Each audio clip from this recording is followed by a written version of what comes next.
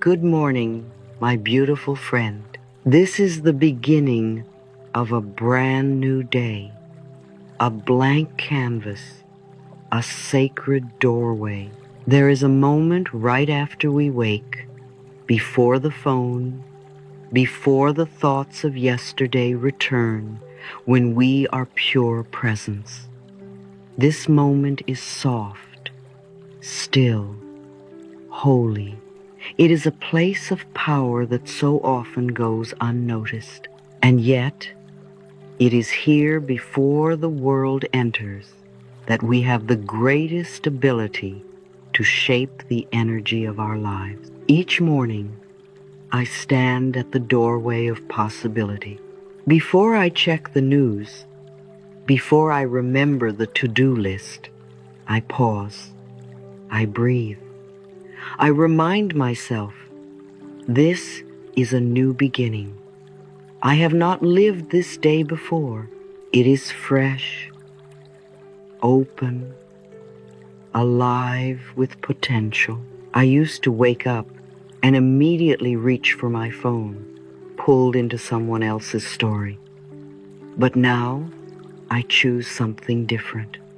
I choose myself first. I choose peace. I choose gratitude. I choose to align before I act. How I wake up shapes how I live. Waking is more than opening the eyes. It is opening the heart to this very moment. In these first moments of the day, the subconscious is still soft, still listening. What we say now becomes the tone of the entire day. Life is always offering us a chance to begin again, not through effort, but through presence. The way we greet the morning is the way we teach life how to treat us. When we start with gratitude, life becomes more generous. When we start with peace, life becomes more harmonious. When we start with love, life brings us more to love. This moment is a spiritual reset. And if yesterday was heavy, messy, confusing, or painful, remember this: it is gone. It is complete. It does not define you. The moment you choose again, life responds. That's what we're doing here. We are choosing again on purpose. So let's begin gently. Place one hand over your heart and whisper to yourself, I am here. I am alive. I am grateful. Feel those words settle into your body. Let them ripple through your chest, your breath, your belly. Let them remind you that presence is more powerful than any plan. This is not a performance. There is no right way to do it. All that's needed is willingness. A few quiet minutes to listen inward before the noise of the day arrives. A sacred container to fill with love, peace, and clarity before the world asks anything of you. This is your time. These first minutes are your anchor, your center, your foundation. Let the world wait. Right now, you are building the life you want from the inside out. With one breath, one thought, one loving intention. Because you are not rushing into this day, you are rising into it. You are claiming it. And life is rising to meet you in return. Let's begin together. There is a certain quality to the early morning that is unlike any other. It is quiet, gentle, untouched by the world's momentum. The energy is soft, and the veil between the soul and the divine feels thin and luminous. This is sacred time. Before emails, notifications, or headlines, Before conversations or obligations, there is only you, your breath, and this beautiful opportunity to commune with life. It has taken me years to understand this.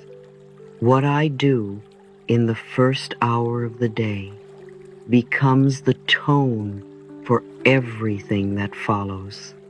That's why I treat the early morning like a temple, a holy, silent sanctuary where I get to choose who I am before the world decides for me. So many people open their eyes and immediately reach for their phones, stepping into the noise of other people's thoughts. They begin their day already reacting, already rushing, already comparing. But I have learned gently over time to do something different. I do not want to be a character in someone else's story. I want to be the author of mine. So I rise slowly, with intention, with love. Before I check anything, I check in with myself. I place my hand on my heart. I feel the steady rhythm of my own life. I take 3 slow, conscious breaths. With each inhale, I welcome peace. With each exhale, I release tension. And then I sit, not for long, just 10 minutes, 10 golden, uninterrupted minutes of stillness. No agenda, no performance, no rush. Some mornings I sit near a window and watch the light change the color of the room.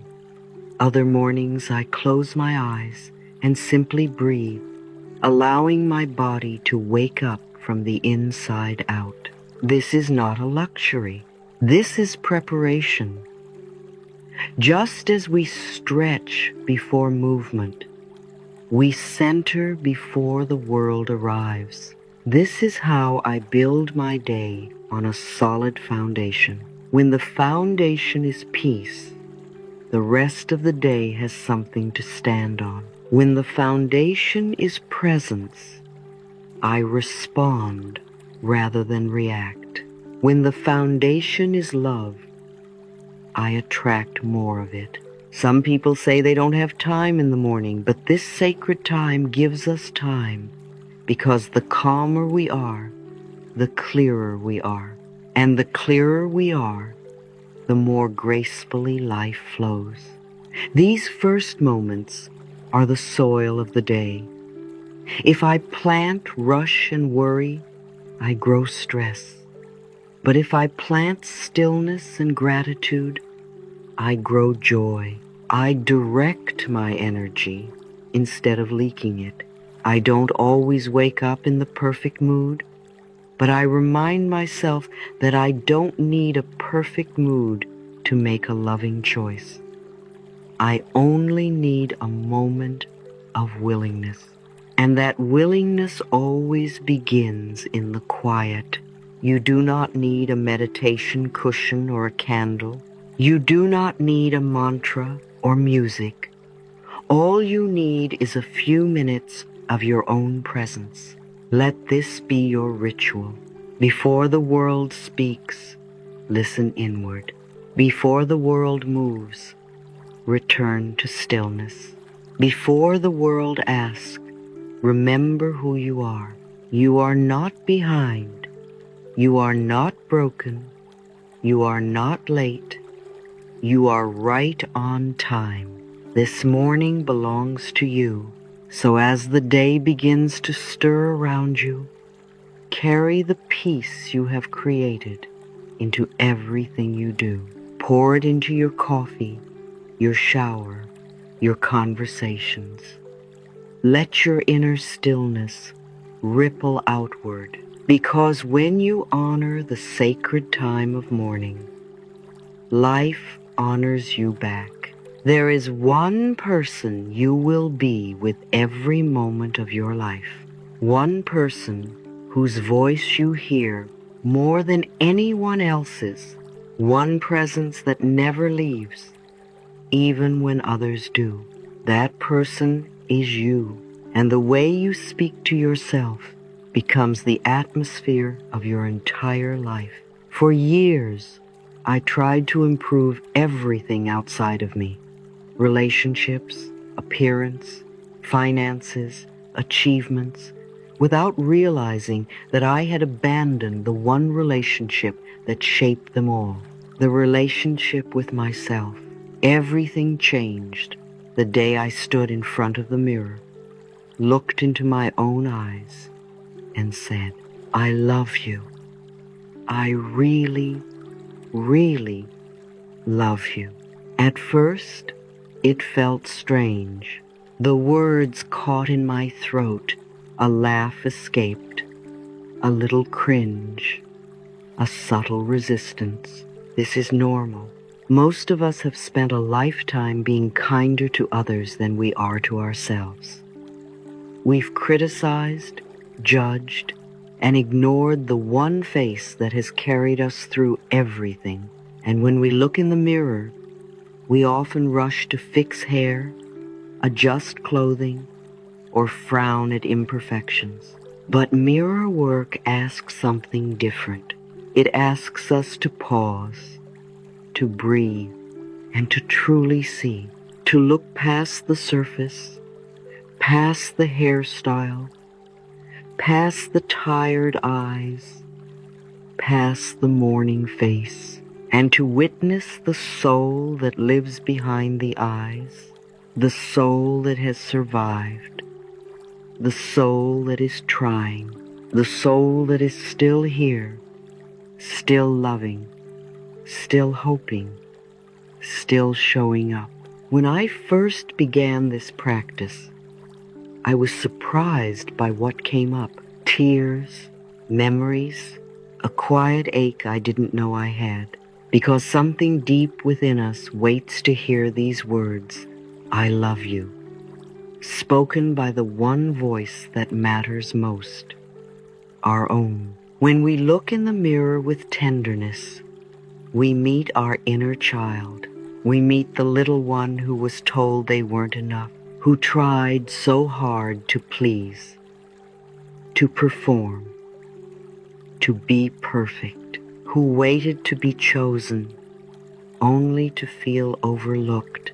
And in that moment, with a hand on the heart and a gaze into our own eyes, we can say, "You are seen, you are safe, you are so deeply loved." This is the foundation of healing. Self-love is not a reward for getting everything right. It is the soil in which everything good begins to grow. When I love myself, I speak more gently. I choose more wisely. I forgive more easily. I no longer need to prove or hustle or convince others to love me, because I am no longer starving for my own approval. Self-love changes how I eat, how I move, how I sleep. It transforms how I relate to others, not from fear or neediness, but from fullness and respect.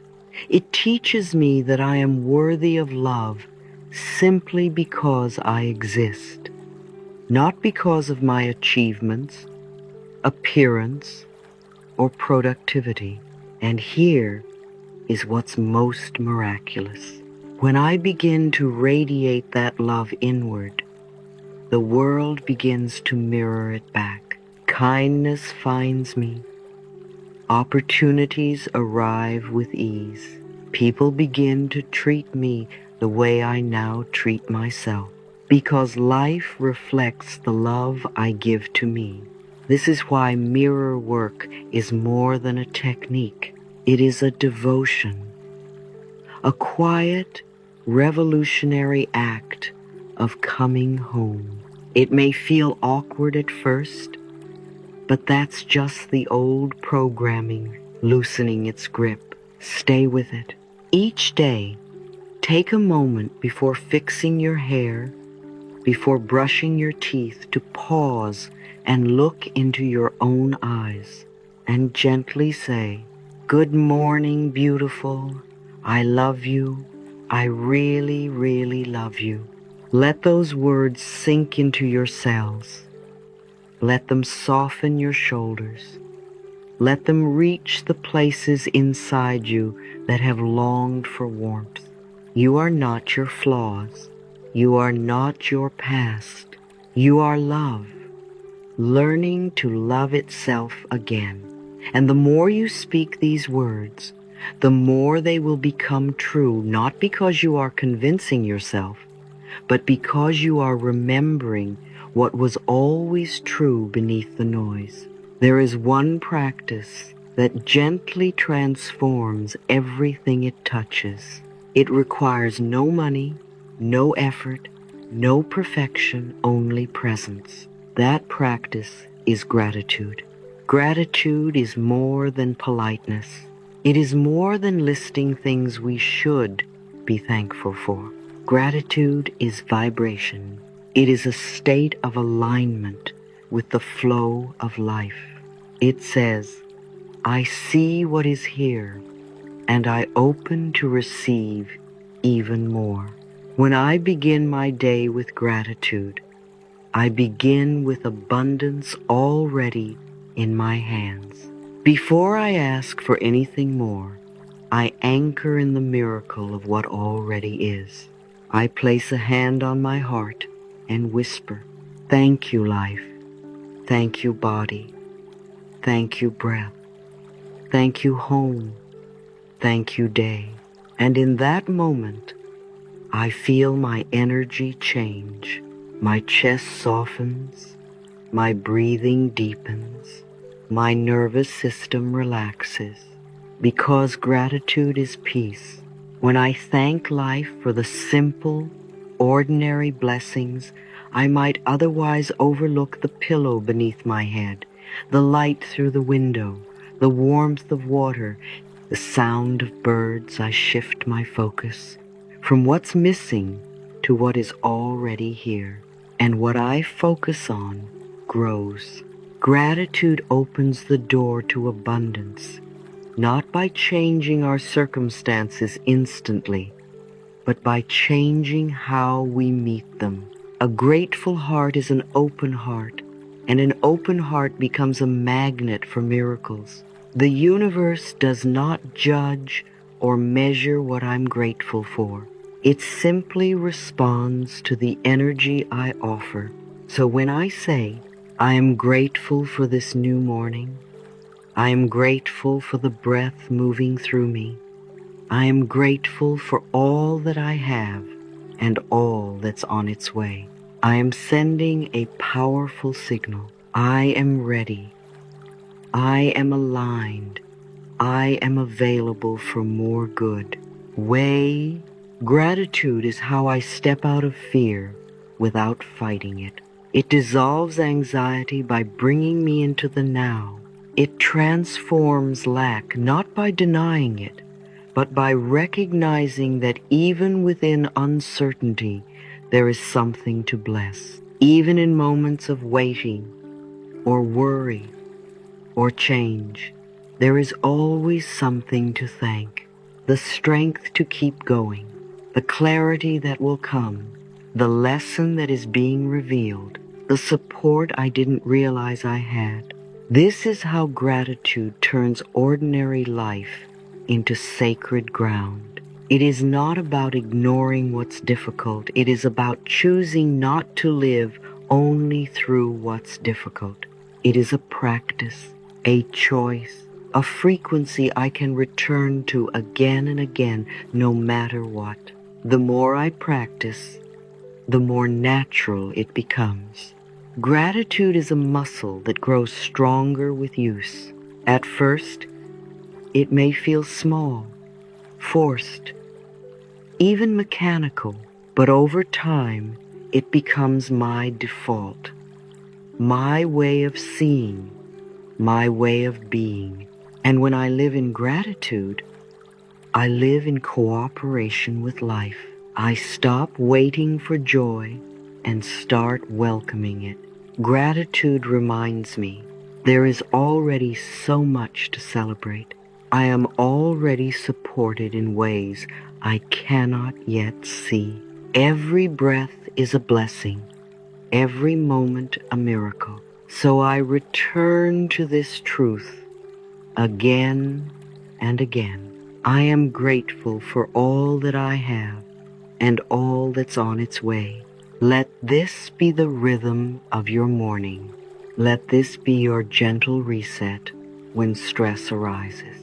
Let this be the lens through which you begin to see the world. You don't need to fix everything to feel peace. You simply need to notice what is already flowing toward you. Before you move into your day, take a moment to write down 3 small things you are grateful for right now. Not big achievements, simple truths. The sunlight, a message from a friend, the taste of tea, the fact that you are here because you are here, and that alone is reason enough to say, thank you, universe, for this wonderful day. Each morning, my body awakens, and so does my mind. And in the first few minutes after I open my eyes, something remarkable is happening, quietly, invisibly, powerfully.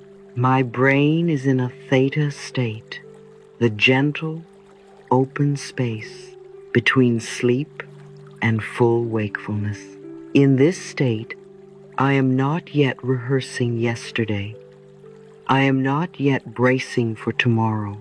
I am in a soft, fertile place where my subconscious is listening closely. This is the moment when seeds are easiest to plant.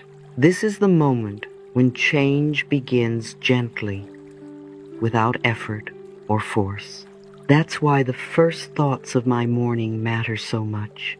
Like the first note of a beautiful symphony, they set the tone for the entire piece. If I begin with stress, my day echoes with tension. If I begin with gratitude, my day dances with possibility. The science supports this. Morning thoughts help shape the brain's neural patterns for the day. The subconscious is most open in the first 20 minutes after waking. The chemicals that bathe my brain are listening to what I think and feel.